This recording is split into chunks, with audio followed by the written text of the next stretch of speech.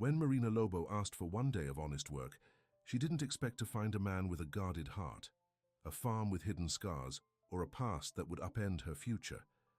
What if one day was all it took to change everything? Before we get into the story, comment below where in the world you are watching from today. The morning sun beat down on Marina Lobo's shoulders as she walked up the long gravel road towards Serra Azul Farm. Her shoes were covered in dust, and the hope in her chest had worn thin after weeks of rejection. At 25, she'd learned that life rarely handed out second chances, but she kept walking anyway. Marina wiped the sweat from her forehead with the back of her hand. Her dark hair was tied back in a simple ponytail, and her plain white t-shirt and jeans had seen better days. She didn't have much, but she had her pride. As she approached the wooden gate of Serra Azul Farm, she noticed a tall man in a straw hat working on a fence post. His broad shoulders strained against his blue work shirt as he hammered with practiced ease. He looked up when her shadow fell across the ground near him. "Can I help you?" he asked, his voice deep and guarded. Marina stood up straight. "I'm looking for work," she said simply. "I'm not asking for favors, I just need just one day to earn enough for a meal or a bus ticket." The man studied her for a long moment. His face remained calm and unreadable, but something in his eyes shifted. "What kind of work can you do?" "Anything," Marina answered. "I can clean, cook, work the fields. I'm stronger than I look." He nodded slowly, then removed his hat. "I'm Augusto Viana. This is my farm." Marina hadn't expected to speak directly to the owner. Everyone in town knew the Viana family owned the most productive farm in the region. She'd hoped to talk to a foreman or manager who might give her a chance. "I'm Marina Lobo," she replied, suddenly feeling even more out of place. Augusto looked at her for another long moment, then gestured toward the large farmhouse in the distance. "For your work," he said, "but if you're willing to give this place a day—" He paused, seeming to choose his words carefully. "I think it'll give you far more in return." Marina didn't understand what he meant, but she nodded gratefully. "Thank you, I won't let you down." "We'll see," Augusto said, replacing his hat. "Come on, I'll show you where to start." Augusto Viana had stopped believing in chance encounters 5 years ago, when his longtime partner Gabriela had walked out on him. She'd stayed while the farm struggled, but left just as his hard work began to pay off. "This life is too small for me," she'd said, taking her bags and his trust with her. Now at 31, he lived by the earth, not by emotion. The land didn't lie. The crops didn't betray. The animals didn't leave when times got tough. So why had he offered work to this stranger with tired eyes and determined shoulders? Something about her quiet dignity had reached past his defenses. She wasn't asking for charity. She was asking for a chance to earn her way. As he led Marina to the goat pen that needed cleaning, he tried to ignore the strange feeling that today would change things at Serra Azul Farm. "The tools are in there," he said, pointing to a small shed. "When you're done here, come find me by the vegetable fields." Marina nodded, already rolling up her sleeves. "I'll get started right away." Augusto watched her for a moment as she walked confidently to the shed, selected the right tools without hesitation, and began working. She clearly knew her way around a farm. He turned and walked away, pushing down the curiosity about where she had come from and why someone with farm skills was walking door to door looking for work. By midday, Marina had cleaned the goat pen, repaired a loose board she'd noticed on the fence, and was now helping to sort vegetables in the harvest shed. The work was hard but familiar.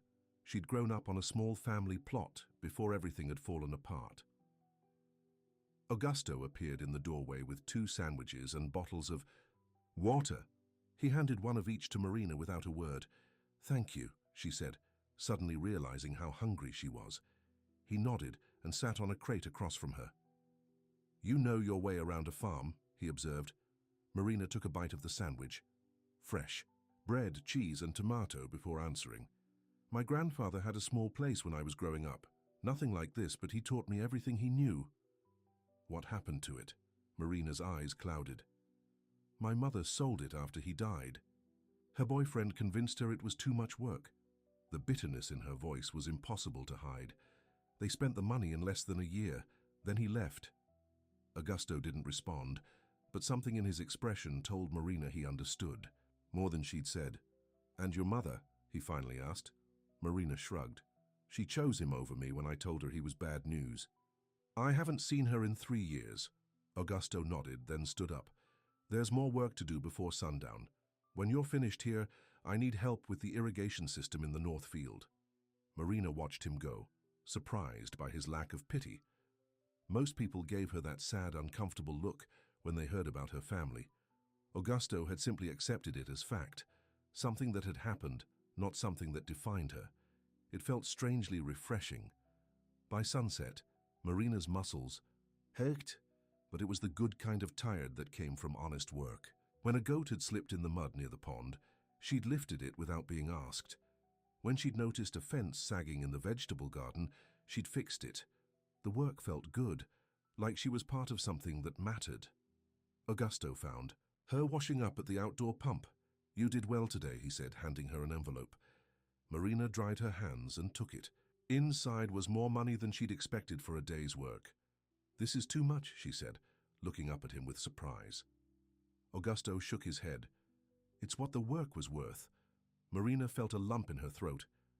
It had been a long time since anyone had valued her efforts fairly. "Thank you for the chance," she said, tucking the envelope carefully into her pocket. "I should get going before it gets too dark." Augusto looked up at the darkening sky, then back at Marina. Something passed across his face, a struggle she couldn't quite read. "Where will you go?" he asked. Marina hesitated. The truth was she had nowhere specific to go. She'd been sleeping at the bus station for the past week after the room she'd been renting had been given to someone who could pay more. "I'll figure something out," she said vaguely. Augusto frowned slightly. "There's a clean room above the storage barn. It's simple, but it has a bed and running water." He gestured toward a smaller building beyond the main house. "You're welcome. To stay there tonight, no strings attached." Marina tensed. She'd heard offers like this before, and they always came with hidden costs.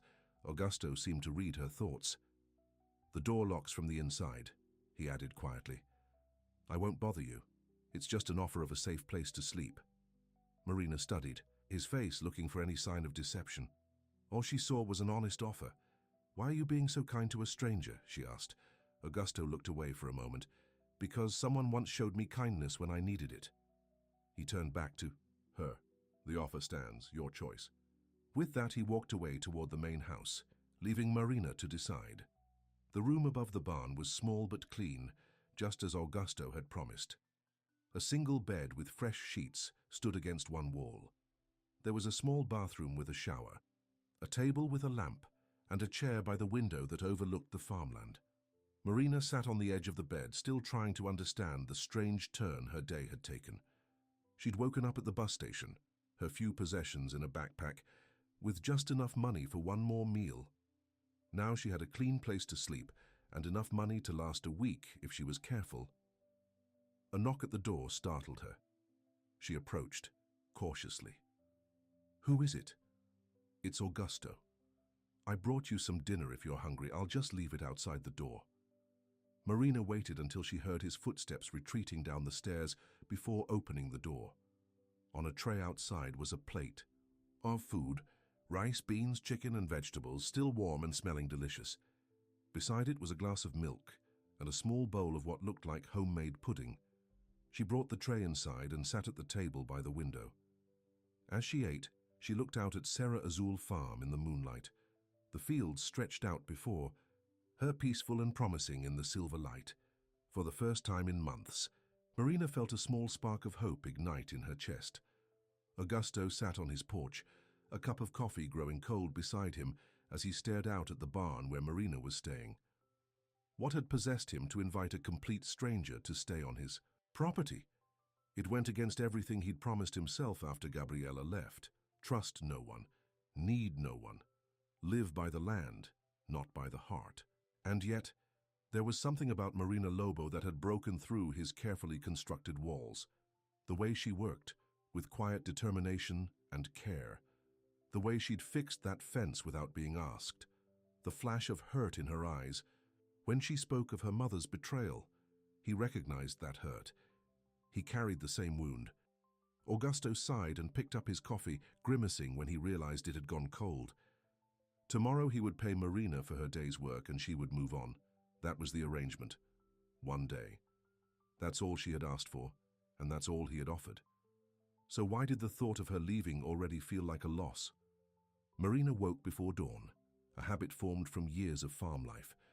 For a moment she was disoriented by the unfamiliar surroundings, until the events of the previous day came flooding back.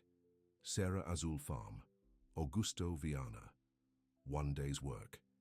She got up, showered, and dressed in her cleanest set of clothes. After making the bed carefully, she packed her few possessions back into her backpack. The agreement had been for one day, and she wouldn't overstay her welcome. When she stepped outside, the farm was just beginning to wake up. Roosters crowed in the distance, and the eastern sky was turning pink with the promise of sunrise. Marina breathed in the clean morning air, savoring the scent of earth and growing things. Movement caught her eye. Augusto was already up, heading toward the chicken coop with a bucket of feed. He stopped when he saw her, then changed direction to meet her at the bottom of the barn stairs. "Good morning," he said. "Did you sleep well?" Marina nodded. "Yes, thank you for everything." She adjusted her backpack strap nervously. "I should get going, as we agreed." Augusto looked at her for a long moment, his expression unreadable in the early morning light. Then he surprised her. "I could use help for a few more days," he said. "If you're interested. Same pay, same arrangement with the room." Marina blinked in surprise. "Why?"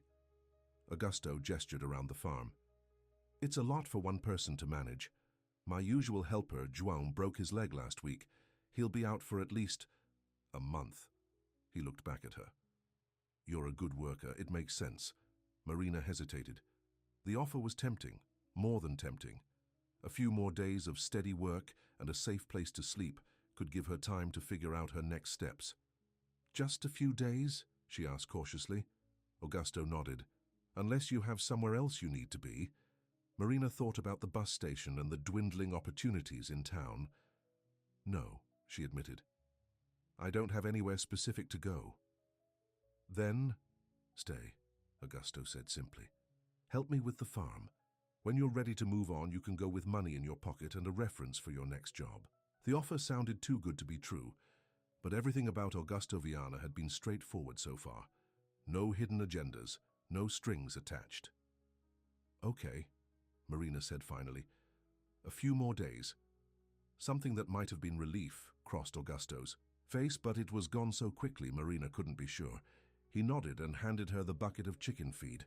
"We start with the chickens," he said, "then breakfast, then the rest of the chores."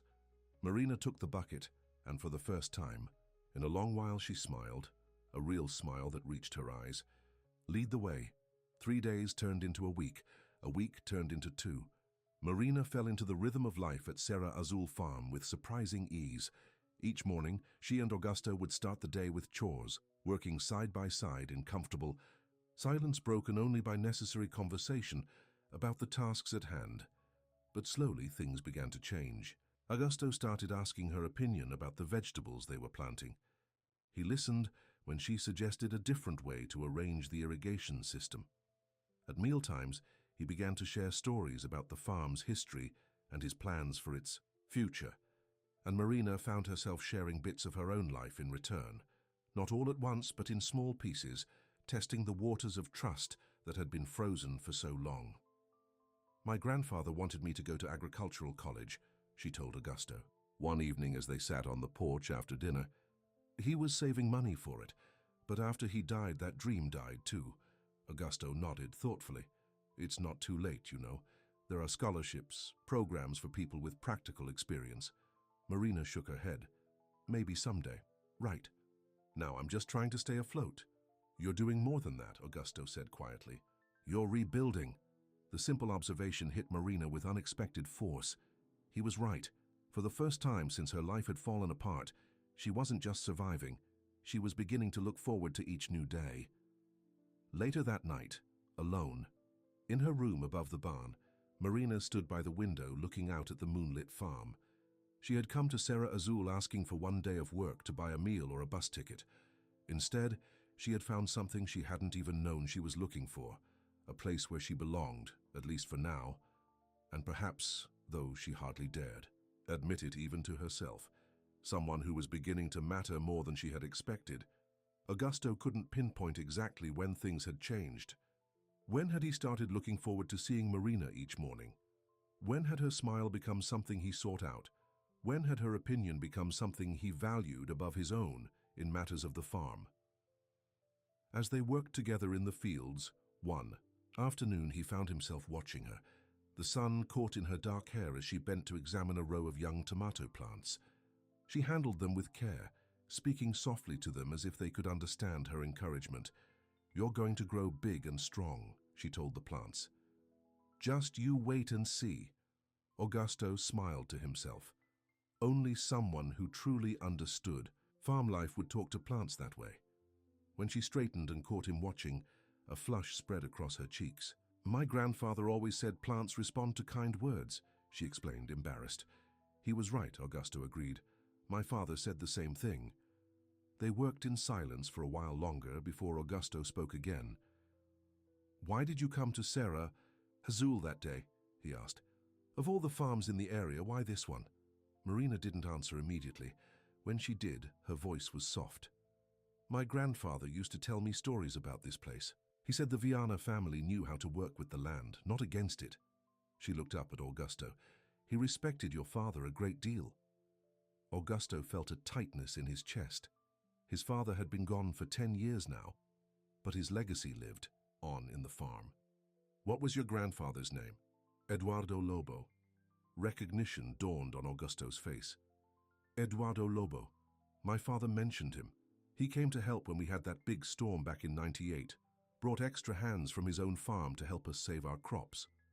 Marina smiled, a genuine smile that lit up her entire face. "That sounds like him. He always said good farmers look out for each other." Augusto nodded, something shifting inside him. This wasn't just any worker he had hired. This was the granddaughter of a man his father had respected. Their paths crossing didn't feel like chance anymore. It felt like something more meaningful. "Your grandfather was right," Augusto said quietly, "and I think he would be proud of you." Marina's eyes glistened with unexpected tears. "I hope so," she whispered. In that moment, standing among the tomato plants with the afternoon sun warming their shoulders, something unspoken passed between them. A connection that went beyond employer and employee, beyond two strangers who had met by chance. It felt, Augusto thought, with equal parts wonder and fear, like the beginning of something neither of them had been looking for, but something that perhaps they both needed. 3 weeks had passed since Marina had walked up the gravel road to Serra Azul farm. What had begun as one day of work had somehow turned into something neither she nor Augusto had expected. The farm was thriving under their combined efforts. Marina's suggestions for the vegetable garden had resulted in a bounty that exceeded Augusto's expectations. The new irrigation system they had installed together was saving water and time. Even the animals seemed happier, especially the goats, that Marina had taken a special liking to. "You've changed this place," Augusto said one evening, as they sat on the porch after a long day's work. The sunset painted the sky in shades of orange and pink, casting a warm glow over the farmland. Marina looked at him in surprise. "I've just helped with what was already here." Augusto shook his head. "It's more than that. This farm hasn't felt this alive since—" He trailed off, his expression clouding. "Since when?" Marina asked gently. Augusto was quiet for a long moment before answering. "Since before Gabriela left." Marina had heard whispers about Augusto's past from Rosa, the woman who came to help with the house cleaning once a week. Gabriela had been Augusto's partner for 5 years. She had left him just as the farm was beginning to prosper, claiming farm life was too small for her ambitions. "I'm sorry," Marina said. "That must have been difficult." Augusto's jaw tightened. "She stayed when times were hard, when I was working. 18-hour days just to keep this place afloat. But when success finally came, when all that hard work started to pay off," he shook his head. "That's when she decided she wanted more." Marina understood all too well the pain of abandonment. Sometimes people leave because of their own emptiness, not because of anything lacking in those they leave behind. Augusto looked at her, surprise evident in his eyes. That's a wise way to look at it. Not wise, Marina said with a small smile. Just experienced. They sat in comfortable silence as the last colors of sunset faded into twilight. Fireflies began to appear, their tiny lights blinking on and off in the gathering darkness. Why did you stay, Marina? Augusto asked suddenly. After that first day, you could have taken your pay and gone anywhere. Marina considered the question carefully. At first, I stayed because it was practical. A job, a safe place to sleep. She paused, gathering her courage. But then I stayed because I started to care about this place, about the work we're doing. She looked down at her hands. About you. The words hung in the air between them, honest and vulnerable. Marina's heart pounded as she waited for Augusto's response. When she finally looked up, she found him watching her with an intensity that made her breath catch. I'm glad you stayed, he said simply. 3 words. But the way he said them, the warmth in his voice, the softness in his usually guarded eyes, told Marina everything she needed to know. The following morning, Marina woke to the sound of unfamiliar voices coming from the main house. Curious, she dressed quickly and made her way across the yard. As she approached, she could hear Augusto speaking with a woman whose loud, demanding tone carried clearly through the open windows. You can't keep putting this off, Augusto, the woman was saying. The offer won't stay on the table forever. I've told you my answer, Clara, Augusto replied, his voice firm. I'm not selling the East section. Marina hesitated, not wanting to intrude on what sounded like a private conversation, but before she could retreat, the front door opened, and a woman stepped out onto the porch. Clara Viana, Augusto's older sister, was everything Marina was not. Expensively dressed in a tailored suit, with perfectly styled hair and manicured nails, she exuded confidence and privilege. Her sharp eyes immediately focused on Marina. Well, well, Clara said, her gaze traveling from Marina's simple clothes to her work boots. This must be the new help Rosa mentioned. Augusto appeared in the doorway behind his sister, his expression tightening when he saw Marina. Clara, this is Marina Lobo. She's been a tremendous help on the farm. He turned to Marina. Marina, my sister Clara. Marina nodded politely. Nice to meet you. Clara's smile didn't reach her eyes. Likewise. Tell me, Marina, has my brother mentioned the development plans for the East section? The offer from Coastal Horizons? That's enough, Clara. Augusto cut in sharply. Clara ignored him. 50 million. For land that's barely used, any reasonable person would jump at the chance. She looked pointedly at her brother. But Augusto prefers to cling to the past rather than embrace progress. Marina remained silent, sensing the tension between the siblings. My plans for the East section have nothing to do with the past, Augusto said evenly. It's about the future of this farm. Sustainable farming, education programs for local schools. Clara waved a dismissive hand. Noble ideas that won't pay the bills when the next drought hits. She turned to Marina with a conspiratorial smile. Perhaps you can talk some sense into my stubborn brother. He seems to listen to you. Before Marina could respond, Augusto stepped between them. Marina and I have work to do, Clara. If you're finished trying to sell off pieces of my farm, we'll say goodbye. Clara's smile hardened. Think about it, Augusto. 50 million could change your life. She glanced at Marina. Though I see you've already made some changes. With that parting shot, Clara walked to her expensive car parked in the driveway, her high heels clicking on the gravel. Once she was gone, Augusto turned to Marina with an apologetic look. I'm sorry about that. Clara never understood what this farm means to me. You don't have to explain, Marina assured him. It's your farm, your decision. Augusto ran a hand through his hair, a gesture Marina had come to recognize as a sign of frustration. The East section was my father's favorite part of the farm. He had plans for it, an educational center where local children could learn about sustainable farming. I promised him I'd make it happen someday. Marina nodded, understanding the weight of such a promise. What's Coastal Horizons? A resort. A developer, Augusto explained as they walked toward the barn. They want to build a luxury resort and golf course. They've been after that land for years. 50 million is a lot of money, Marina observed, not judging, just stating a fact. Augusto stopped walking and turned to face her. Would you sell? The question caught Marina off guard. It's not my decision to make. But if it were your land? If it had been in your family for generations? Marina thought about her grandfather's small farm, sold off without a second thought by her mother. The pain of that loss still felt fresh sometimes. No, she said finally. I wouldn't sell. Some things are worth more than money. The tension in Augusto's shoulders eased. That's what I've been trying to tell Clara for years.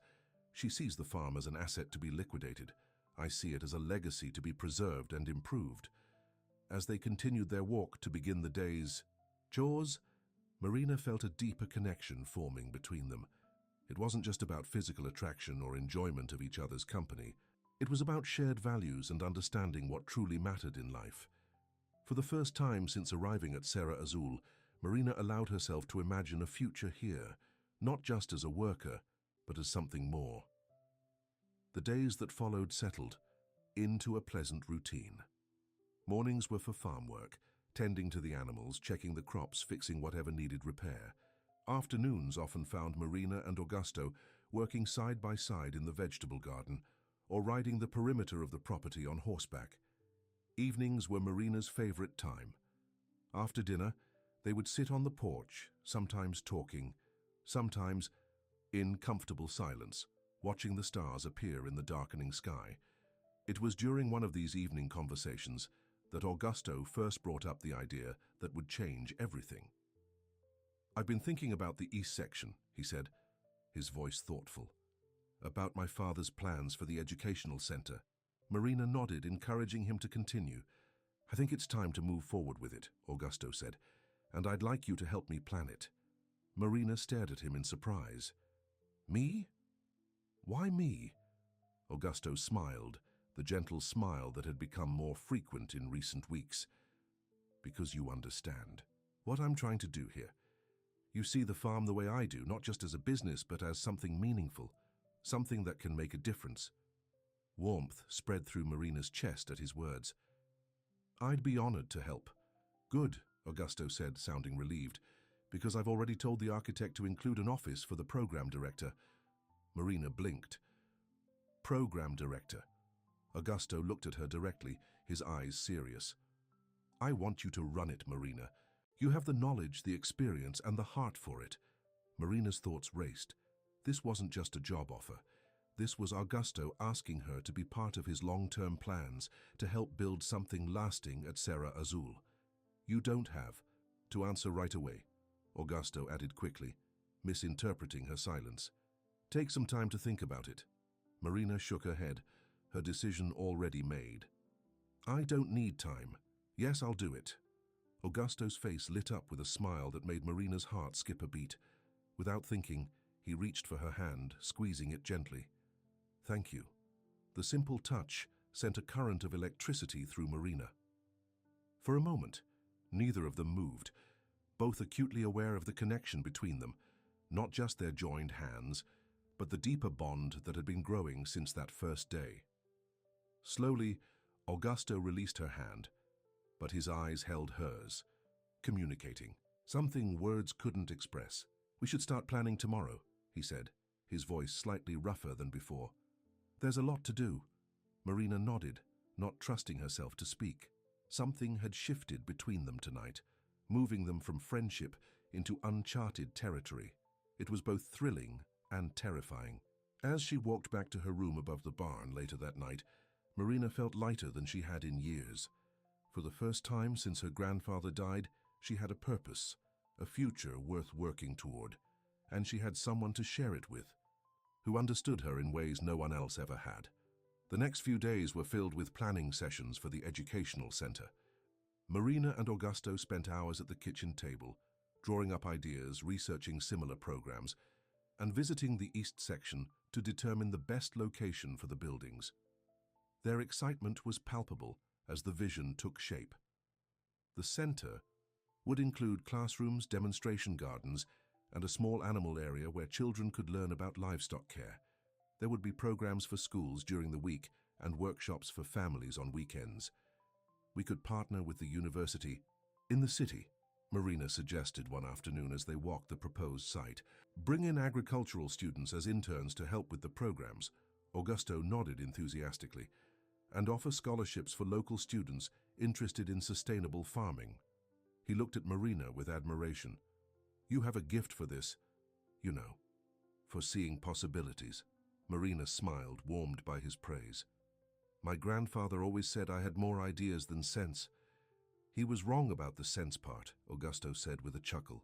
Every idea you've had so far has been brilliant. As they continued their walk, Augusto grew more serious. I've been meaning to ask you something, Marina. She looked at him curiously. What is it? The room above the barn, it's fine for temporary arrangements, but if you're going to stay and run the center... He hesitated, then plunged ahead. There's plenty of room in the main house. You could have the entire east wing to yourself. Marina stopped walking, surprised by the offer. Moving into the main house felt significant, a step beyond employer and employee, beyond even friendship. I don't want to impose, she said carefully. Augusto turned to face her directly. It wouldn't be an imposition. The house is too big for just me. It was built for a family. The word family hung in the air between them, loaded with implication. Think. About it, Augusto said, when Marina remained silent. No pressure. But there was pressure, not from Augusto, but from Marina's own feelings that had grown stronger with each passing day. Moving into the main house would make it harder to maintain the professional boundaries she'd tried to keep in place, despite the growing attraction between them. I'll think about it, she promised. As they headed back toward the main house, the sound of a car coming up the driveway caught their attention. It wasn't Clara's sleek luxury sedan, but an older model compact car that Marina didn't recognize. A middle-aged woman stepped out, looking around uncertainly, until she spotted them walking across the field. Something about her seemed vaguely familiar to Marina, but she couldn't place it. Can we help you? Augusto called as they approached. The woman's gaze fixed on Marina, her eyes widening with recognition. Marina? Marina Lobo? Marina felt a chill run down her spine as the woman's identity suddenly clicked into place. Aunt Teresa? Teresa Lobo, her mother's sister, was the last person Marina had expected to see at Serra Azul Farm. They hadn't spoken in years, not since the ugly aftermath of her grandfather's death and the sale of the family farm. What are you doing here? Marina asked, her voice cooler than Augusto had ever heard it. Teresa wrung her hands nervously. I've been looking everywhere for you. Your old landlady in town finally told me you might be working here. Marina crossed her arms defensively. Why were you looking for me? Teresa glanced at Augusto, then back to Marina. It's about your father. Marina stiffened. I don't have a father. You do, Teresa insisted, and he's been looking for you for months. Augusto stepped closer to Marina, sensing her distress. Perhaps we should continue this conversation inside, he suggested, his voice gentle but firm. Teresa nodded gratefully. Thank you. It's a long story and not an easy one. As they walked toward the house, Marina felt as if the ground beneath her feet had suddenly become unstable. She had spent her entire life believing her father had abandoned her and her mother before she was born. Her mother had never spoken of him, and Marina had eventually stopped asking. Now, apparently, he was looking for her. After 25 years of absence, Augusto's hand on her lower back steadied her as they walked. That simple touch, supportive, not controlling, gave her the strength to face whatever news Teresa had brought. Inside the house, they settled in the living room. Teresa perched nervously on the edge of a chair, while Marina and Augusto sat on the sofa across from her. His name is Daniel Montero, Teresa began without preamble. He never knew about you, Marina. Your mother never told him she was pregnant when they broke up. Marina's mind reeled with this information. She told me he left us. Teresa shook, her head sadly. Elena has always twisted the truth to suit her needs. Daniel moved to Europe for work, completely unaware he was going to be a father. Your mother chose not to tell him. And now, after 25 years, he suddenly wants to know me. Marina's voice was laced with skepticism. He only found out about you 6 months ago when he ran into an old friend who mentioned Eleanor had a daughter. Teresa reached into her purse and pulled out a thick envelope. He hired a private investigator to find you. When they traced you to your grandfather's old farm and discovered it had been sold, they contacted me. She held out the envelope to Marina. This is from him. His contact information, photos, letters explaining everything, and... Teresa hesitated. Information about an inheritance. Marina didn't take the envelope. Inheritance? Teresa nodded. Daniel comes from a wealthy family in Portugal. His father, your grandfather, died last year. He left a significant inheritance to all his grandchildren. Daniel has been trying to find you so you can claim what's rightfully yours. Augusto, who had been silent throughout the exchange, spoke up. How significant? Teresa looked uncomfortable. Several million euros, according to Daniel. The room fell silent as the implications of this news sank in. Marina felt Augusto tense beside her. Why now? Marina asked, her voice barely above a whisper. Why didn't he try to find me before his father died? He didn't know you existed before then, Teresa repeated. And once he found out, he's been searching non-stop. She gestured to the envelope. It's all explained in his letters. He wants to meet you, Marina. He's in Rio now, waiting for your call. Marina finally took the envelope, its weight feeling disproportionate to its size. I need time to think about this. Teresa nodded in understanding. Of course, his number is in there. He'll wait as long as it takes. She stood to leave, then paused. He's a good man, Marina. Whatever happened between him and your mother, it wasn't what you were led to believe. After Teresa left, Marina sat staring at the unopened envelope in her hands. Augusto remained beside her, his presence a silent comfort. What are you thinking? He finally asked. Marina shook her head slowly. I don't know what to think. My whole life I believed my father abandoned us. Now I find out he never even knew about me. She looked up at Augusto, her eyes troubled. And now there's an inheritance? It doesn't feel real. You don't have to decide anything today, Augusto said gently. Take your time. Marina nodded, but a new thought had already formed in her mind. If what Teresa said was true, if there really was an inheritance waiting for her in Portugal, she could help fund the educational center. She could contribute to Serra Azul in a meaningful way, not just with her labor and ideas, but with financial resources. Or she could leave, take the money and start fresh somewhere else. Buy her own farm, perhaps. Build the life she'd dreamed. Ever since losing her grandfather's land, the thought of leaving Serra Azul, of leaving Augusto, created an unexpected ache in her chest. In just a few short weeks, this place had become more of a home than anywhere she'd lived since her grandfather died. And Augusto?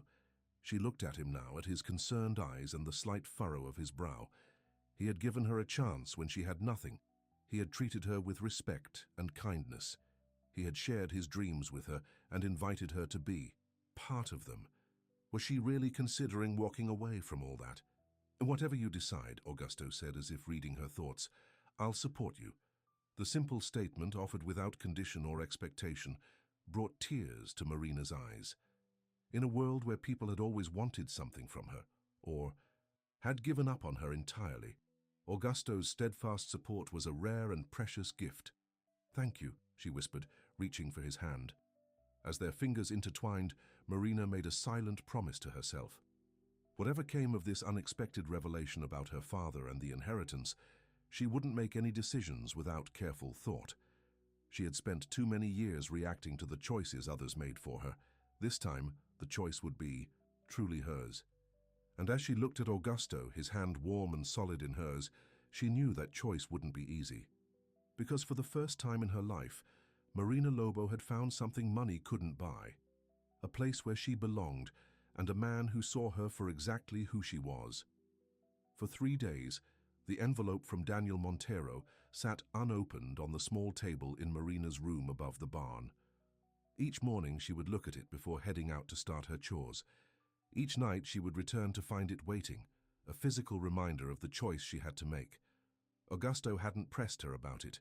He continued their work on the farm as usual, though Marina noticed he was more careful around her now, as if afraid she might break or worse, disappear. On the fourth morning, Marina finally picked up the envelope. Her hands trembled slightly as she broke the seal and emptied the contents onto her bed.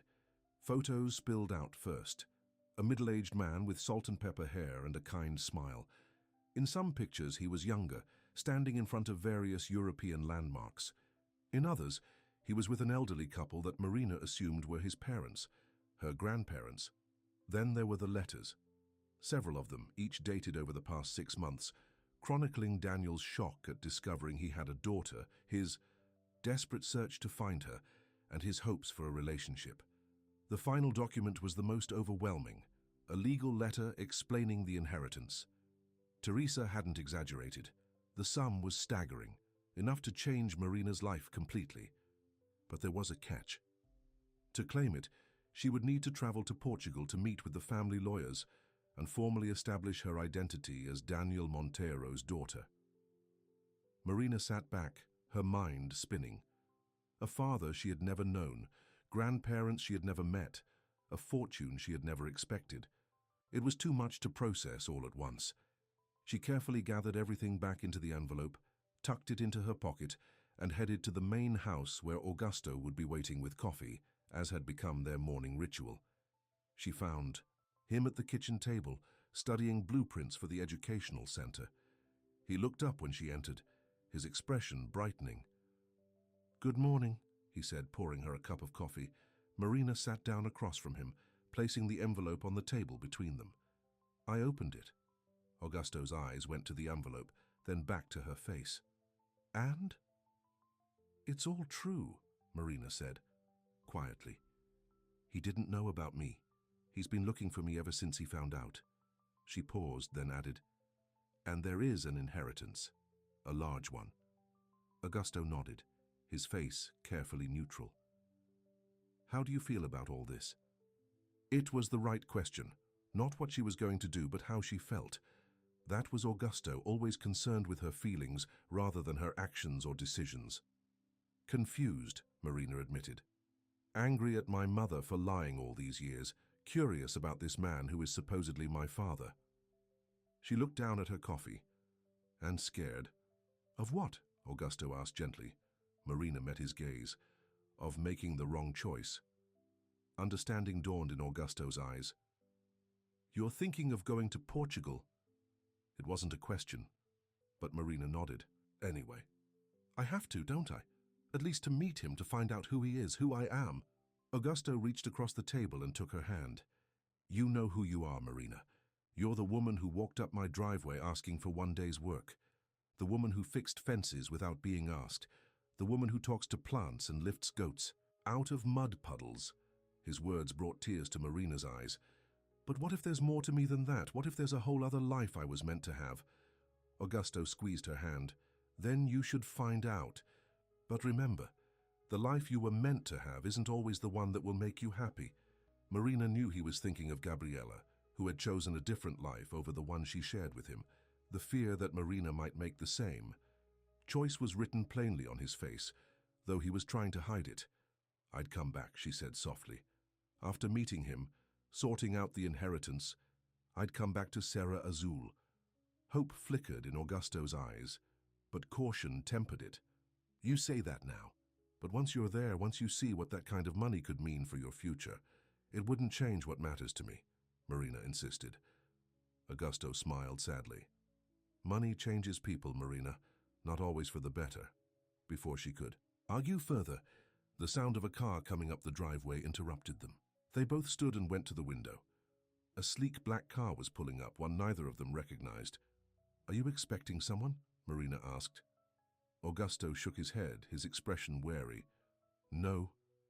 They went to the front door together. A man in an expensive suit emerged from the car, followed by Clara in one of her designer outfits. Marina felt Augusto tense beside her. "What is my sister doing here with a lawyer?" he muttered. As the pair approached the house, Clara's face bore a triumphant smile that sent a chill down Marina's spine. Good morning, Augusto, Clara called with false cheer.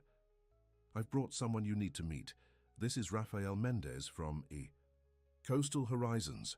The man stepped forward, hand extended. Mr. Viana, it's a pleasure to finally meet you in person. Augusto didn't take the offered hand. I've already told my sister I'm not interested in selling. Rafael lowered his hand, unfazed. I understand your reluctance. Family land has sentimental value. But I believe our new offer might change your mind. It won't, Augusto said firmly. Clara's smile tightened. At least hear him out, Augusto, that's all I'm asking.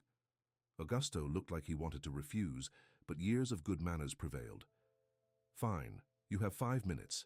He stepped aside to let them enter, his hand finding the small of Marina's back in a gesture that didn't go unnoticed by Clara. Her eyes narrowed slightly as they all moved to the living room. Rafael opened his briefcase and removed a folder. Coastal Horizons is prepared to offer 60 million for the east section of Serra Azul Farm, he said without preamble. That's 10 million more than our previous offer. Augusto didn't even blink. The answer is still no, Rafael continued as if he hadn't spoken. Additionally, we're prepared to name the resort Viana Estates to honor your family's legacy and to incorporate educational programs about sustainable agriculture into our design. Marina saw Augusto's jaw tighten. Using his own plans against him was a calculated move. My family's legacy isn't for sale, Augusto said, his voice dangerously quiet. And certainly not to be used as a marketing gimmick for a golf resort. Clara stepped forward. Be reasonable, Augusto. This is a generous offer. Think about what you could do with that kind of money. I know exactly what I'm going to do with that land, Augusto replied. And it doesn't involve selling it to developers. Rafael exchanged a glance with Clara before turning back to Augusto. Perhaps you should discuss this with your employee. He nodded toward Marina with a condescending smile. Ms. Lobo might have a different perspective on the value of 60 million. Marina stiffened at his tone. Mr. Viana doesn't need my input on what to do with his family's land. No? Rafael raised an eyebrow. Even when that decision affects your future? I understand you're involved in planning an educational center for that property. The fact that he knew about their plans sent a wave of unease through Marina. How closely had they been watching Serra Azul? My brother's personal affairs are none of your business, Clara interjected, her gaze sliding dismissively over Marina. But he should consider all the facts before making a decision that affects his financial future. I have considered all the facts, Augusto said firmly. The east section is not for sale. Not for 60 million, not for 100 million. Now, if that's all, I have work to do. Rafael closed his briefcase with a snap. I'll leave my card. When you reconsider, if, Augusto corrected. When? Rafael insisted smoothly. You know where to reach me. He nodded to Clara. Miss Viana, thank you for arranging this meeting. After they left, Augusto stood at the window watching their car disappear down the driveway. His shoulders were tight with tension. I can't believe Clara brought him here without warning me, he said, his voice thick with betrayal. My own sister. Marina moved to stand beside him. She thinks she's helping you. Augusto shook his head. No, she's helping herself. Clara has always resented that our father left the farm to me. If I sell, she gets a percentage as part of our inheritance arrangement. This was news to Marina. She stands to gain from the sale? 20%, Augusto confirmed. Which means she'd walk away with 12 million without lifting a finger. Marina understood his anger better now. It wasn't just about the land, it was about family loyalty. What will you do? She asked. Augusto turned to face her, determination hardening his features. Exactly what I planned to do. Build the educational center. Make my father's dream a reality. He paused, then added quietly, with or without you. The words hung in the air between them, laden with meaning. Marina knew he wasn't just talking about her possible trip to Portugal anymore. He was acknowledging that their paths might diverge permanently. Augusto, she began, but he shook his head. I'm sorry, that wasn't fair. He ran a hand through his hair. You have every right to meet your father, to claim your inheritance.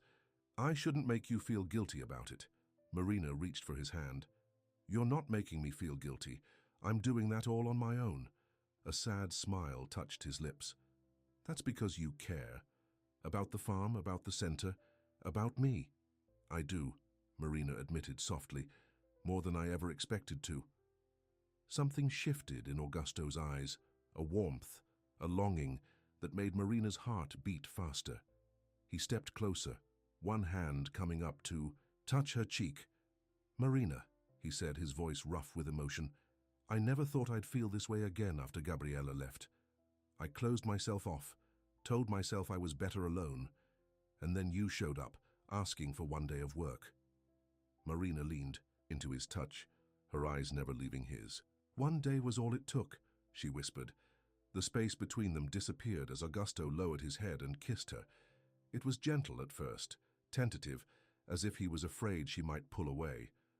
But when Marina responded, wrapping her arms around his neck, the kiss deepened, becoming a promise, a declaration.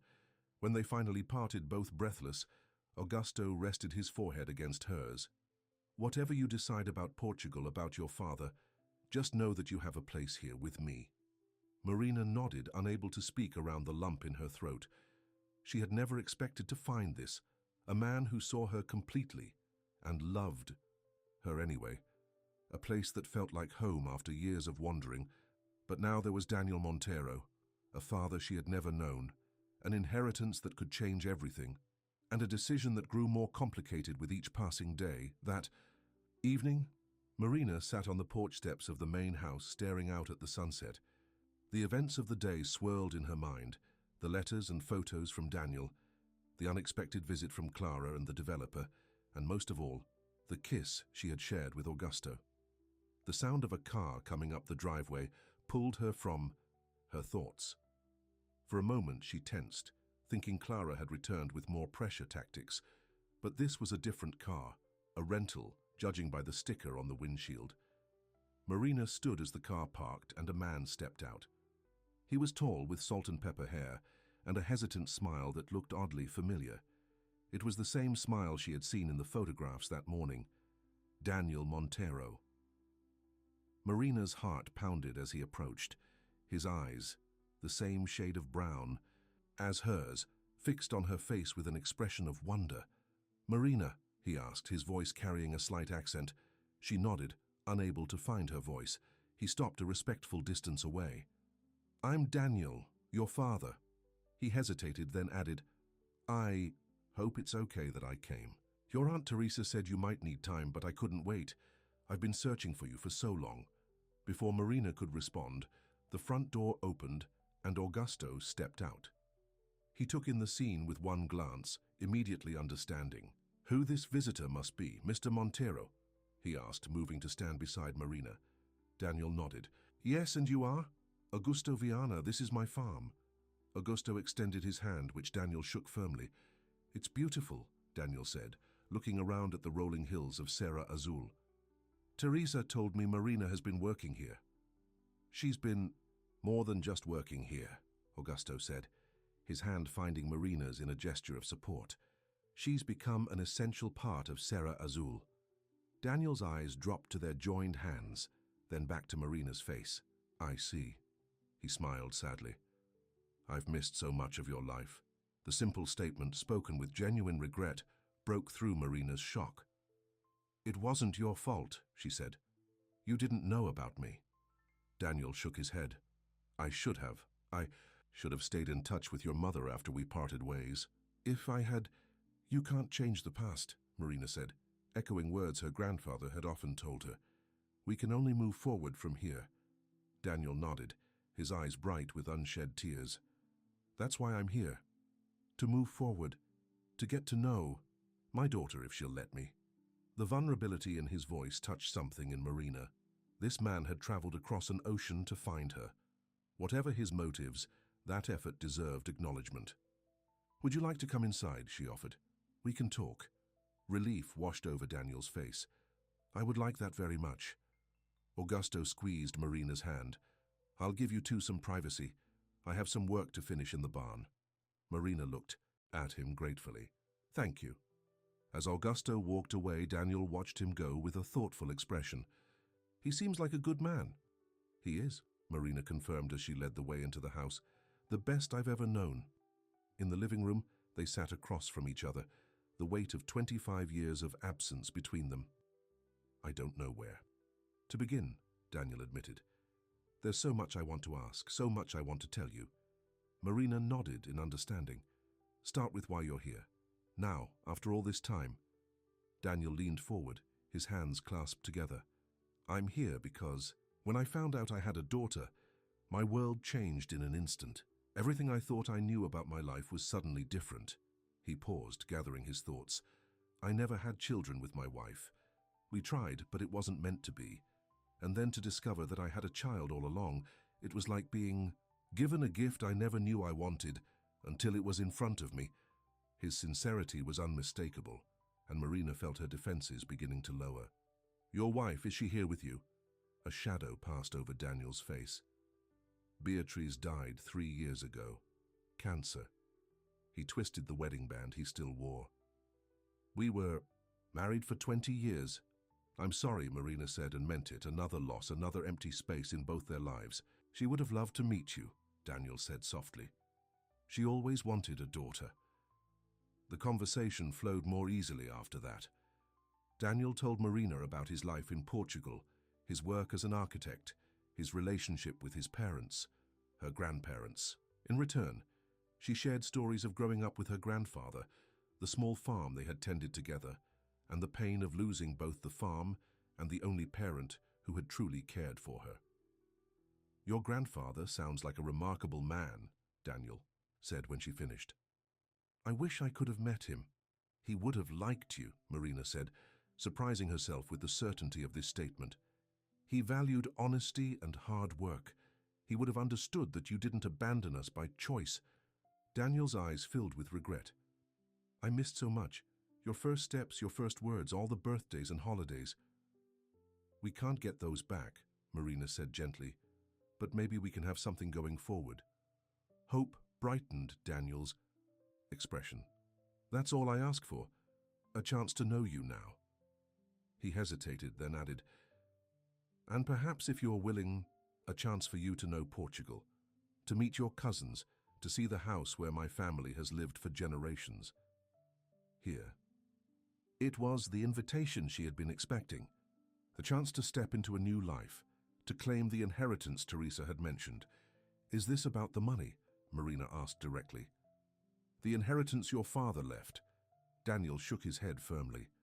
"No. The inheritance is yours by right, regardless of whether you come to Portugal or not. I can arrange for the legal matters to be handled here, if that's what you prefer." He leaned forward, his expression earnest. "I'm not trying to buy a relationship with you, Marina. I just want the chance to be your father in whatever way you'll allow." The sincerity in his voice was impossible to doubt. Marina felt tears stinging her eyes. For so long she had believed herself unwanted, abandoned. First by a father she had never known, then by a mother who had chosen a man over her own daughter. To discover now that at least one parent had wanted her all along was overwhelming. "I need time," she said finally. "This is all happening so fast?" Daniel nodded in understanding. "Of course, I'll be in Rio for 2 more weeks. After that, I need to return to Portugal." He reached into his pocket and pulled out a business card. "My hotel information and phone number. Call me when you're ready to talk again." As he stood to leave, he hesitated, then asked the question that Marina had been dreading. "Will you consider coming to Portugal? Even just for a visit?" Marina looked into the eyes so similar to her own and gave the only honest answer she could. "I don't know yet. I have commitments here." Daniel's gaze went to the window, through which Augusto could be seen working in the distance. "I understand. Some commitments are worth honoring." He smiled gently. "Whatever you decide, I'm just grateful to have found you." After Daniel left, Marina remained in the living room, trying to process everything that had happened. Her father wasn't the villain she had imagined all these years. He was just a man who hadn't known he had a daughter, a man who, upon discovering her existence, had moved heaven and earth to find her. and now he wanted her to come to Portugal, to meet her extended family, to claim her inheritance, to start a new chapter in her life. But what about Serra Azul? What about the educational center she and Augusto had been planning? What about the kiss they had shared just hours ago and all it promised for their future together? Marina went to find Augusto, needing his steady presence to help anchor her in the midst of so much uncertainty. She found him in the barn, methodically organizing tools that were already perfectly arranged, busy work to keep his hands occupied while his mind was elsewhere. He looked up when she entered, his eyes searching her face. "How did it go?" Marina leaned against the workbench beside him. "Better than I expected. He's not what I imagined." "In what way?" "He's kind. Genuine." Marina sighed. "He really didn't know about me, Augusto. All these years I thought he had abandoned me, but he never even knew I existed." Augusto nodded, absorbing this. "And now that he knows?" "He wants to be part of my life," Marina said softly. "He wants me to go to Portugal, to meet my family there." Augusto's hand stilled on the wrench he had been polishing. "And the inheritance?" "He says that's mine regardless of whether I go or not. He can arrange for the legal matters to be handled here." Marina turned to face Augusto directly. "I believe him when he says it's not about the money. He really just wants to know me." Augusto set down the wrench and turned to face her. "What do you want, Marina?" It was the same question he had asked that first day, when she had arrived at Serra Azul looking for work. Then her answer had been simple: 1 day of work to buy a meal or a bus ticket. Now, her wants were far more complicated. "I want to know him," she admitted, "to understand where I come from, but I also want—" She gestured around them, encompassing the barn, the farm, and by extension Augusto himself. "I want this, the life we've been building here." Hope flickered in Augusto's eyes. Is it possible to have both? Marina thought about Daniel's offer, to handle the inheritance matters without her traveling to Portugal, about his 2-week stay in Rio, about the educational center plans waiting on the kitchen table. "Maybe," she said slowly, "if I meet with him while he's in Rio, if I take things 1 step at a time." Augusto nodded, relief evident in his posture. "That sounds sensible." Marina took a deep breath, then asked the question that had been weighing on her mind. "What about us, Augusto? What are we doing?" He stepped closer, taking her hands in his. "What do you want us to be doing?" Marina looked up into his eyes, finding the courage to be completely honest. "I want to be with you, not just as your employee or your friend, but as your partner, in every way." The words hung between them, a declaration that couldn't be taken back. For a moment, Augusto simply looked at her, his expression unreadable. Then, slowly, a smile spread across his face. Not the guarded smile she had seen when they first met, but an open, joyful one that transformed his entire demeanor. "That's what I want too," he said, his voice rough with emotion.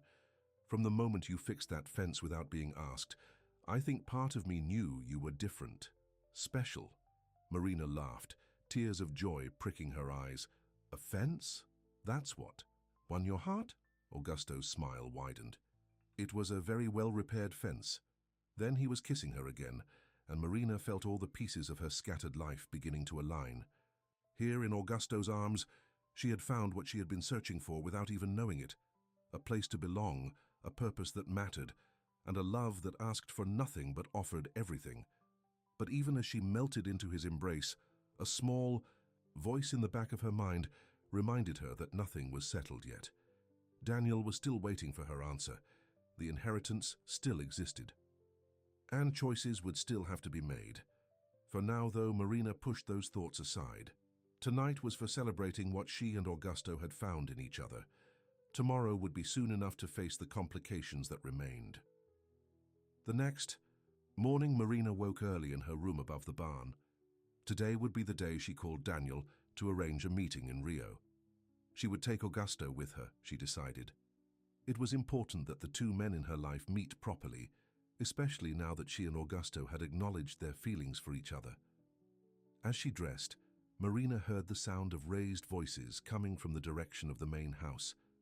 Curious and concerned, she hurried down the stairs and across the yard.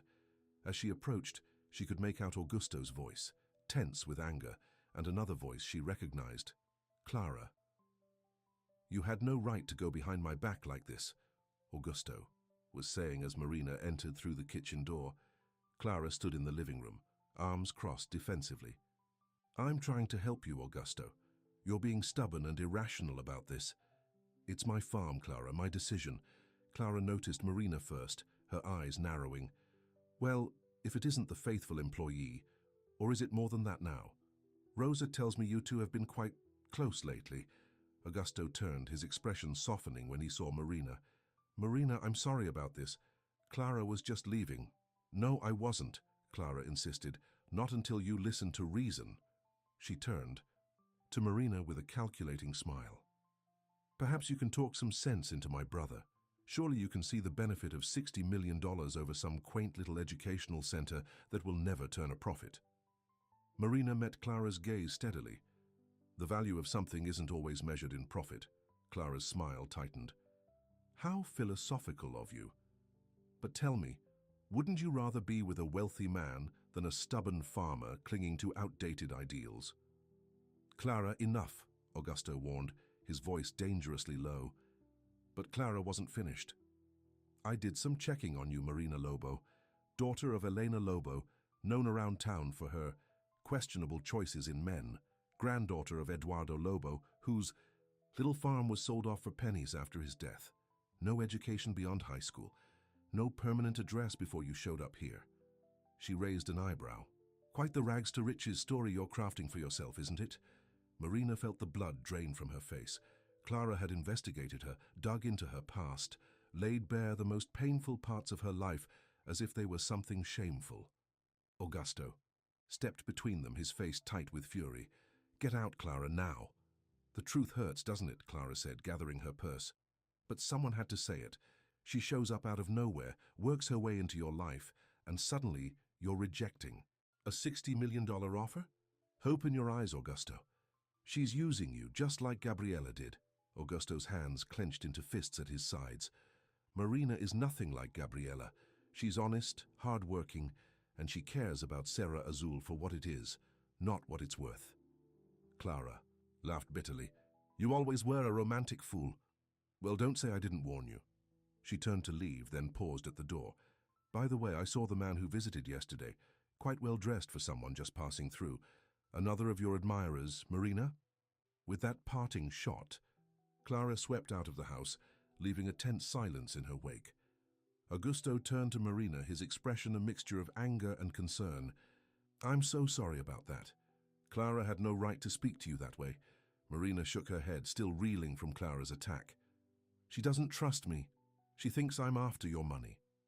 "Clara doesn't trust anyone," Augusto said wearily. "And she's wrong about you. I know who you are, Marina. I've seen your heart." The simple statement, spoken with absolute certainty, washed away some of the sting of Clara's words. But a shadow of doubt remained. Would others see her the same way Clara did? As an opportunist, a gold digger, using Augusto for his wealth and position? And what would happen when they learned about Daniel Montero and the inheritance waiting for her in Portugal? Would they believe her feelings for Augusto were genuine then, or would they assume she was hedging her bets, keeping him as a backup plan in case the inheritance fell through? Augusto must have seen the worry in her eyes, because he pulled her into his arms. "Don't let Clara get to you. She's bitter and unhappy in her own life, so she tries to poison everyone else's." Marina rested her head against his chest, drawing comfort from his steady heartbeat. "She made me sound so calculating. Anyone who knows you would never believe that," Augusto assured her. "You're the most genuine person I've ever met." Marina wished she could feel as certain as Augusto sounded. But Clara's words had planted a seed of doubt, not about her own feelings, but about how the world would perceive her relationship with Augusto now that Daniel and the inheritance had entered the picture. Would she always be seen as the poor girl who trapped a wealthy farmer, or the calculating woman who played two fortunes against each other? The questions haunted her as she and Augusto went about their morning chores, casting a shadow over what should have been a joyful day after their declarations of the night before. By midday, Marina had made a decision. She would meet with Daniel alone in Rio. She would settle the inheritance matter once and for all, making it clear that whatever relationship they built moving forward would be about family, not money. Then she would return to Serra Azul with a clear conscience and clean hands. No one, not even Clara, would be able to question her motives or her love for Augusto. As she worked alongside Augusto in the vegetable garden, Marina felt a sense of peace settling over her. The path forward was becoming clearer. She would embrace the father she had just found, but her future was here at Serra Azul, with the man who had given her a chance when she had nothing to offer but one day's honest work. What she didn't know, couldn't, was that Clara had one more card to play, one that would test her newfound certainty to its limits. The morning Marina was set to leave for Rio to meet Daniel, she found Augusto waiting for her by his truck, keys in hand. "I thought we agreed. I would go alone," she said, surprised to see him ready for travel. Augusto's expression was determined. "I'm driving you to the bus station. After Clara's behavior yesterday, I don't trust her not to cause trouble." Marina couldn't argue with his logic. Clara's hostility had been unmistakable. "Thank you," she said, placing her small overnight bag in the truck. The drive to the bus station was quiet, both of them lost in their own thoughts. Marina had called Daniel the previous evening to arrange their meeting. He had sounded delighted at the prospect of spending time with her, though she had made it clear she would be returning to Serra Azul afterward. As they pulled into the station parking lot, Augusto turned to her. "Call me when you arrive, and again before you head back." Marina nodded, touched by his concern. "I will. It's just for 2 days. I'll be home before you know it." The word home slipped out naturally, and Marina realized that's exactly what Serra Azul had become to her. Home. Not just a place to work or stay, but the place her heart belonged. Augusto seemed to catch the significance too. His eyes softened. As he reached for her hand, "I'll be waiting," he promised. They shared a tender kiss goodbye. Then Marina grabbed her bag and headed for the ticket counter. As she looked back one last time, Augusto was still standing by his truck, watching her. Go. The sight gave her strength for what lay ahead. The bus ride to Rio took several hours, giving Marina plenty of time to think. She had arranged to meet Daniel at his hotel, a luxurious place in one of the city's most exclusive neighborhoods. The contrast between her simple clothes and the hotel's elegant lobby made her self-conscious as she approached the reception desk.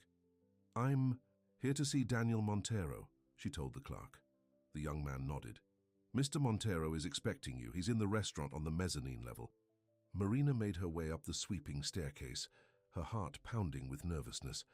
What did one say to a father who had been absent for 25 years, even if that absence wasn't his fault? She spotted Daniel at a corner table overlooking a lush garden. He rose immediately when he saw her, his face lighting up with genuine pleasure. "Marina, you came." The simple statement held such joy that Marina felt her nervousness begin to fade. "I said I would," she replied with a small smile. Daniel pulled out a chair for her. "Thank you for giving me this chance."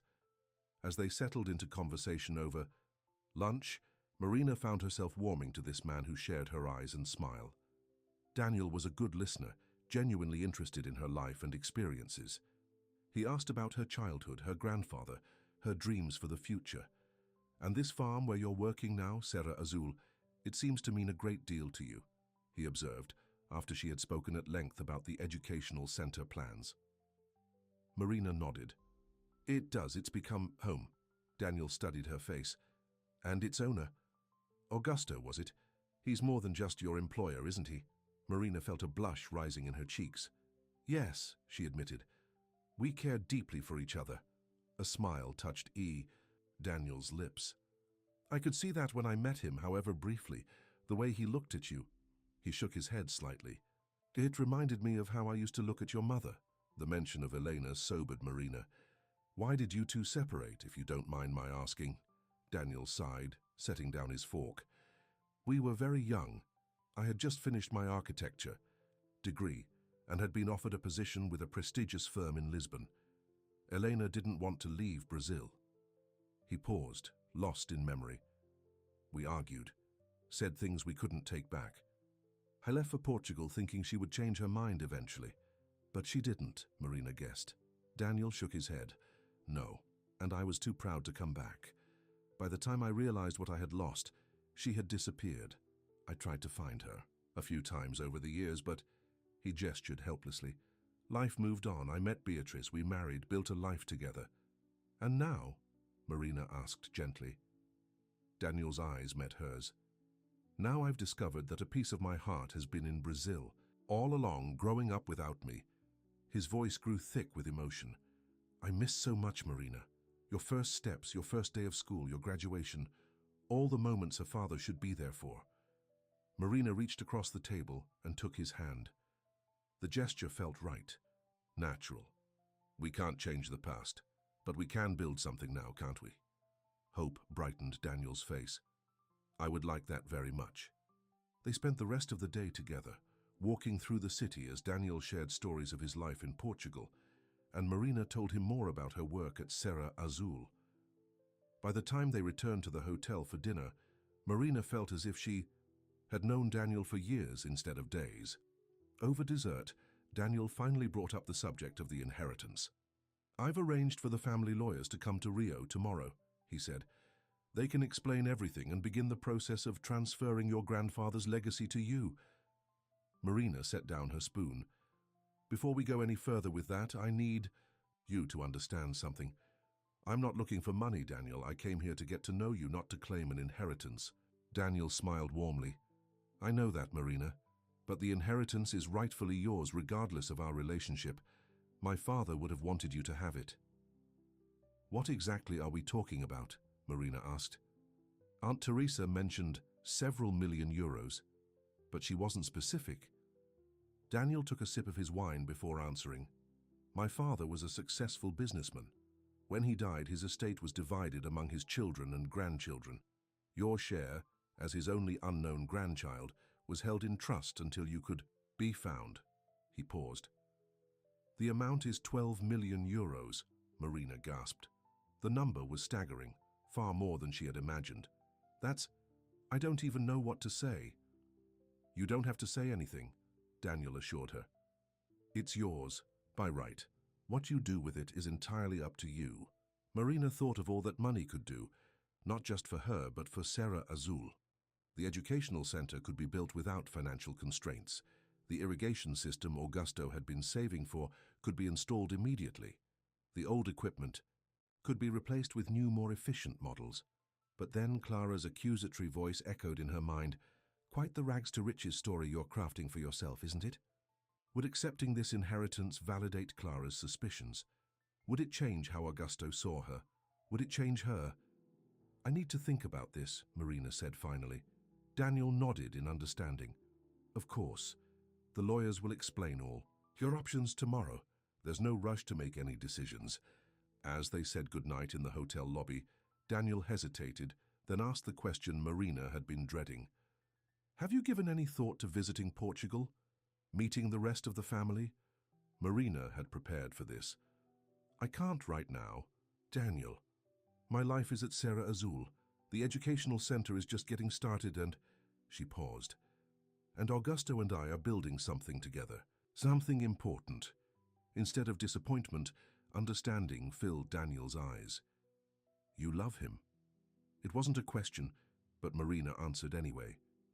Yes, I do. Daniel smiled, a bittersweet expression that held both joy and regret. Then your place is there with him, at least for now. He squeezed her hand. But promise me you'll consider visiting someday. Your family in Portugal would love to meet you. I promise, Marina said, and meant it. Someday. The meeting with the lawyers. The next morning was formal but straightforward. Marina learned that her inheritance could be transferred to a Brazilian bank account if she preferred, that there were no conditions attached to it, and that Daniel had already arranged for all taxes to be paid from the estate. You need only sign these documents, the senior lawyer explained, sliding a folder across the table, and the funds will be available to you within 30 days. Marina looked at Daniel, who nodded encouragingly. With a deep breath, she signed her name on the indicated lines. Just like that, she went from having almost nothing to being a wealthy woman in her own right. "Congratulations, Ms. Lobo," the lawyer said as he gathered the papers. "If you have any questions in the future, please don't hesitate to contact our office." After the lawyers left, Marina sat in stunned silence. Daniel watched her with concern. "Are you all right?" he asked gently. Marina nodded slowly. "It just doesn't seem real. Yesterday I was worried about having enough saved for a new pair of work boots. Today I'm a millionaire." Daniel smiled. "Money changes circumstances, Marina. It doesn't have to change who you are." His words echoed what Augusto had said, but with a different perspective. Augusto had warned that money changed people. Daniel was suggesting that the choice was hers to make. "What would you do?" she asked suddenly. "If you were me," Daniel considered the question carefully.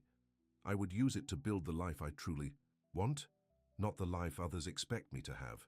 He paused. "What is it that you truly want, Marina?" The answer came easily, without hesitation. "To be with Augusto, to build the educational center, to make a difference in people's lives." Daniel nodded, as if her answer confirmed something he already knew.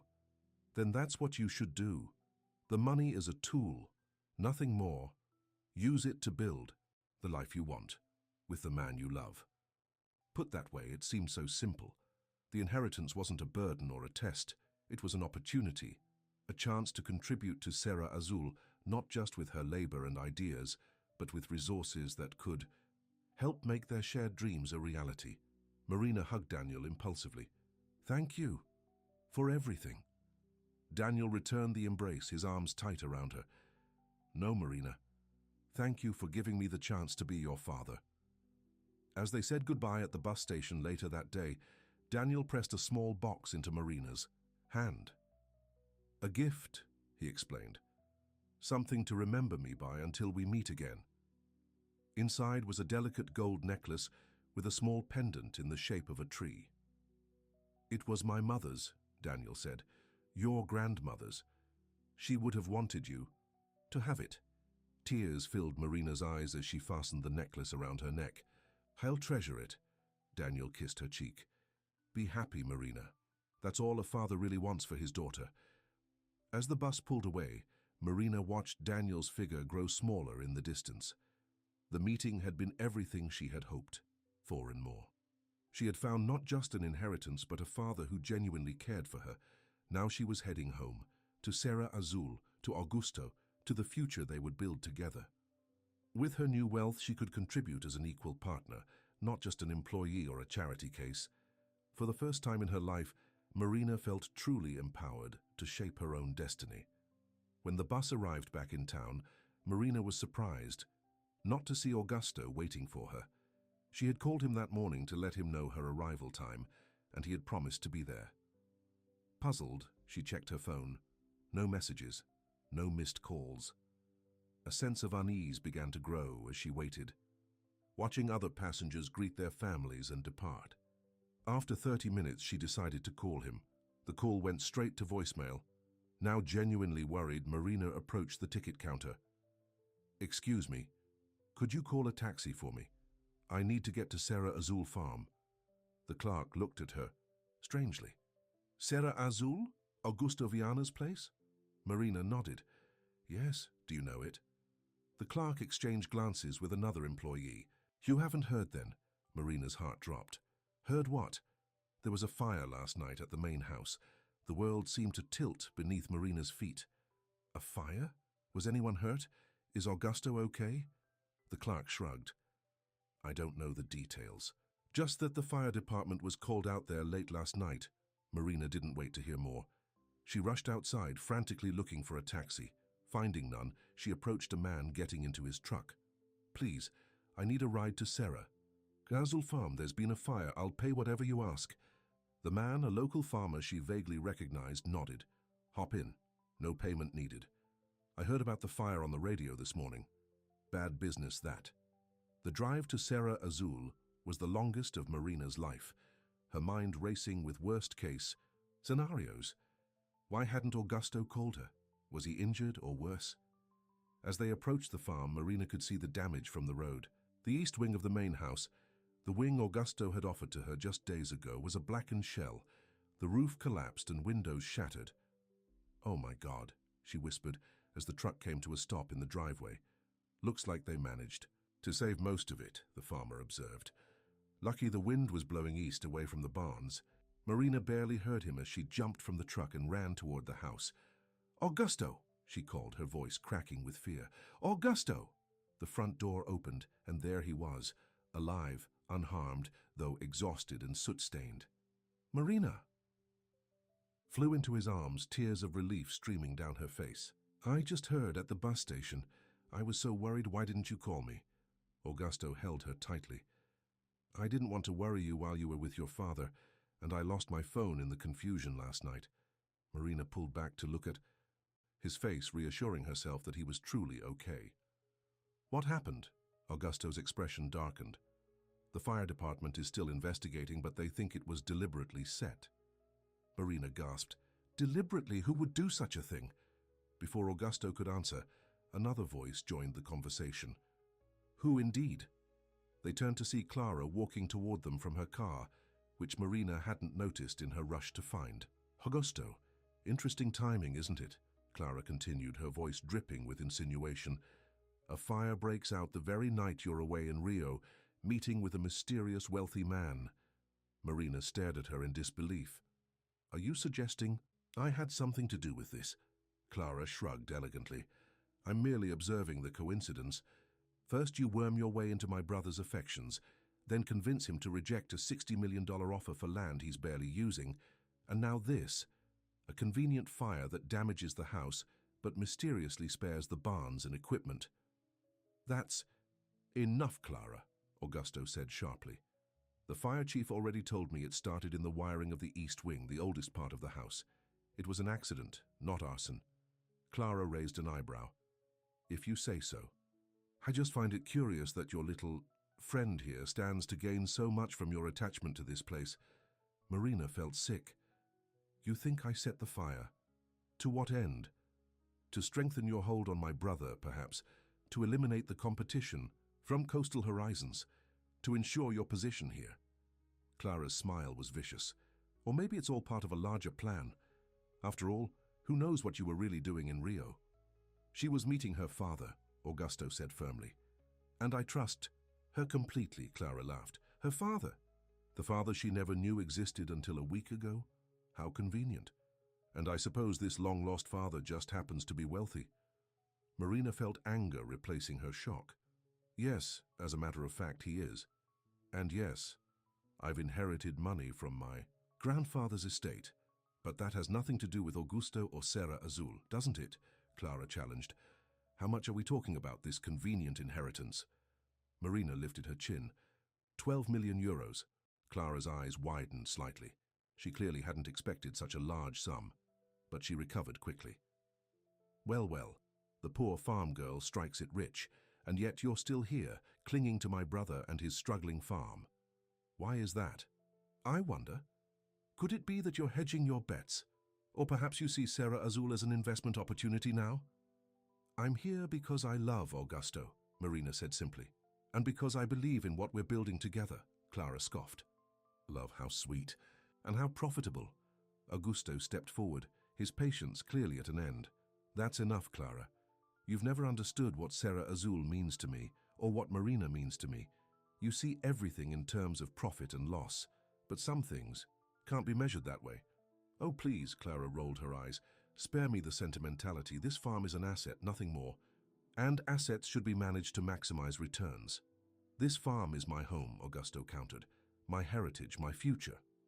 He reached for Marina's hand, intertwining their fingers. "Our future." The simple gesture spoke volumes. Despite the fire, despite Clara's accusations, despite the inheritance that had changed Marina's financial situation overnight, Augusto still saw their future together.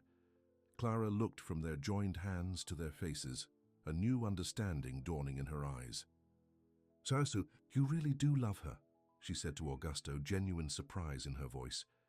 "Yes," Augusto confirmed without hesitation. "I do." Clara turned to Marina, her expression shifting from hostility to something more complex. "And you? With your newfound wealth, you could go anywhere, do anything. Why stay here? Marina met her gaze steadily. Because Serra Azul is where I belong. It's where I found myself again after years of just surviving. It's where I learned that I'm worth more than what I can give in a day's labor. She glanced at Augusto, her eyes soft with love. And it's where I found a man who saw value in me when I had nothing to offer but hard work and honesty. Something in Clara's expression changed, a crack appearing in her polished facade. I had that once, she said quietly. Someone who saw me as more than my family name or bank account, but I chose differently. She looked around at the farm, her eyes lingering on the damaged house. I chose what I thought was the smarter path. For the first time, Marina felt a flicker of understanding for Clara. Perhaps her determination to see Serra Azul sold wasn't just about the money, but about validating her own life choices. It's not too late to make different choices, Marina said gently. Clara stiffened, her moment of vulnerability passing. Some choices can't be undone. She turned to Augusto. I'll have my insurance agent contact you about the fire damage. The family policy should cover most of the repairs. With that, she walked back to her car, her shoulders straight and her head high. But something had shifted in her demeanor, a softening perhaps, or at least a recognition that her brother's happiness mattered more than she had been willing to admit. After Clara drove away, Augusto turned to Marina with a weary smile. Welcome home. Marina laughed despite the circumstances. What a homecoming. They walked hand in hand toward the undamaged part of the house, surveying the destruction in the east wing. Water damage from the fire hoses had compounded the problems caused by the flames themselves. It will take months to repair, Augusto said with a sigh. Marina nodded, thinking of her inheritance. We'll manage. Augusto looked at her curiously. We? Marina smiled. Yes, we. If you'll accept my help. Understanding dawned in Augusto's eyes. The inheritance. You went through with it? I did, Marina confirmed. The money will be transferred within 30 days. She hesitated, then added, I want to use it to rebuild the house and fund the educational center. As a partner, not just an employee. Augusto studied her face. Are you sure? That's your money, Marina, your security, your future. And what better way to secure my future than to invest in the place and the person I love, Marina countered. Unless, a sudden thought occurred to her, unless you're uncomfortable with me having money of my own. Augusto shook his head firmly. No, never. I'm just making sure you've thought this through. I fell in love with you when you had nothing but the clothes on your back and a willingness to work. Your financial situation doesn't change how I feel.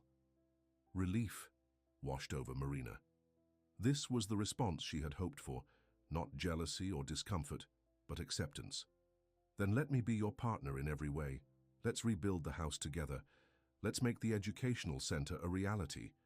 Let's show Clara and everyone else that Serra Azul is more than just an asset to be sold. It's a legacy worth preserving. Augusto's eyes shone with emotion. You continue to amaze me, Marina Lobo. He pulled her close. When you walked up that gravel road asking for one day's work, I had no idea you would change my life so completely. Marina smiled up at him. One day was all it took. As they sealed their agreement with a kiss, standing amidst the ruins of what would soon be rebuilt, Marina felt a sense of completion. The circle of her life, which had been broken when her grandfather died, and her mother sold their family farm, was whole again. She had found a new home at Serra Azul. She had found a father who wanted to know her, and most importantly, she had found a love that saw her clearly and valued her completely. One day. That's all she had asked for when she first arrived, and in return, Serra Azul Farm and Augusto Viana had given her a lifetime. 6 months later, the east wing of the main house had been rebuilt, better than before. Modern wiring now powered. Efficient appliances and large windows captured the morning light that flooded the new kitchen, where Marina stood preparing coffee. So much had changed in the months since the fire. The inheritance had been transferred as promised, allowing Marina and Augusto to accelerate their plans for Serra Azul. The educational center was under construction on the east section of the property, with programs scheduled to begin in the spring. Clara had surprised everyone by donating architectural services from her husband's firm for the center's design. It wasn't an apology exactly, but it was a step toward reconciliation, and Daniel had visited twice from Portugal, staying in the guest room of the newly rebuilt house, getting to know not just Marina but Augusto as well. The two men had developed a mutual respect that made Marina's heart full. Most significant of all, Marina and Augusto had married in a simple ceremony under the old oak tree that marked the center of Serra Azul Farm. The same tree where her grandfather had once stood with Augusto's father, two farmers united in their love of the land. Marina smiled at the memory as she carried 2 cups of coffee to the porch where Augusto was already seated, reading the morning paper. "Anything interesting?" she asked, settling beside him. Augusto set down the paper and accepted the coffee with a smile. Coastal Horizons is building their resort on the Hansen property instead. Clara negotiated the deal. Marina raised an eyebrow. "Really? That's unexpected." "Not entirely," Augusto said thoughtfully. "Clara's been different since the fire, more reflective. I think seeing us stand together through that crisis made her reconsider some things." Marina nodded, understanding. Sometimes it took nearly losing something to recognize its true value. "Any word from Daniel?" Augusto asked, changing the subject. "He called yesterday. He's planning to visit for Christmas." Marina smiled. "He wants to bring some of my cousins this time." "Good," Augusto said warmly. "There's plenty of room now." They sat in comfortable silence, watching the sun rise over Serra Azul Farm. In the distance, workers were arriving to continue construction on the educational center. Soon, children would be learning about sustainable farming practices, carrying forward the legacy of both their families. "Do you ever think about that first day?" Augusto asked suddenly. "When you walked up the driveway asking for work?" Marina nodded, her hand finding his. "Often.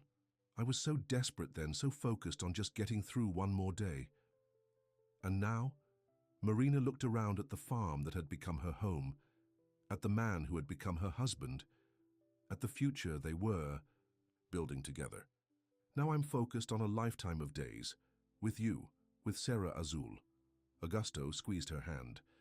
"When you first arrived, I told you that if you were willing to give this place a day, it would give you far more in return."